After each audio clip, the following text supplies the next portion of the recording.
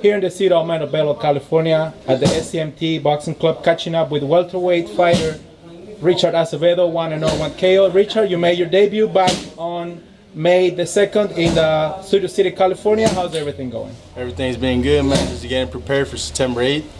And yeah, we've been training hard. Talk to us about that event. Do you know anything about your opponent? We're about a week away from fight night. I don't 2 have, weeks. They haven't hit me with that opponent yet, but I'm ready for anything. You from Garden City, Yeah. Kansas. A big boxing population over there, where Antonio Orozco, Victor Ortiz, Brandon Rios, the 3 Acevedo brothers came out of Gramajo. Why is Garden City such a rich town in boxing? That's right.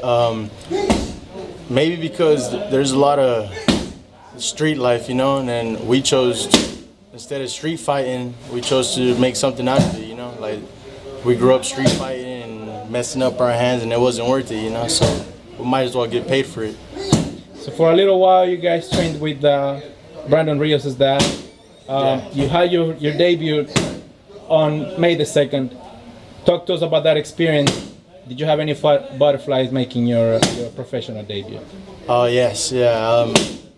I wasn't like scared or anything, but yeah, it's nervousing because it's the first time, and the fact that I was out for like three and a half years or something like that. I haven't been in the ring to actually fight, just sparring. So it was all a new experience. I got a headbutt in the first round, got cut open, so I experienced a lot. So it was pretty cool. I liked it though, you know, and I look forward to making more fights. Why did it take a while for you to turn that point? I was working. I have a daughter back home, back in Kansas, and yeah, I was working for a while, and decided, you know, to save up and then come out here with my brothers. And that's whenever I met. My brothers got into Team Santa Cruz, and everything fell together. So you guys have been training now with Team Santa Cruz for how long? About a year. Yeah. And was it Oscar or was it Herbert, the one that introduced you to the Santa Cruz? Yeah. I was in Texas working, and my brother Herbert was in Kansas visiting his kids, his family, and Oscar stayed out here.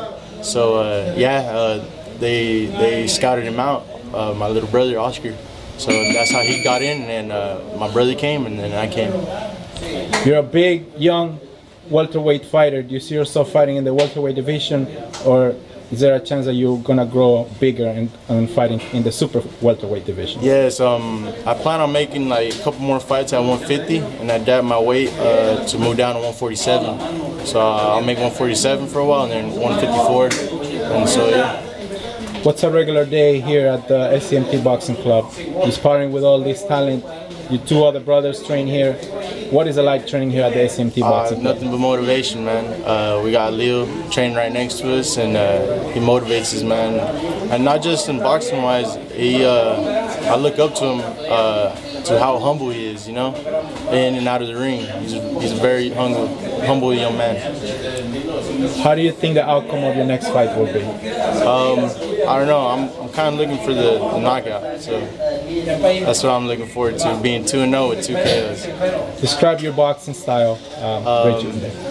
I'm calm, keep my distance. I try to be accurate and precise. So, but when it's time to go in, I go in, and sometimes slug it out, but we're cautious. And yeah. Are you building a fan base here in Southern California now? Yeah, that's right. Follow me, man, on Instagram, Snapchat, Twitter at KansasKid620. There you have it, ladies and gentlemen. Going for win number 2 in his young professional boxing career, Richard Acevedo, one of the Acevedo brothers. Thank you, Richard.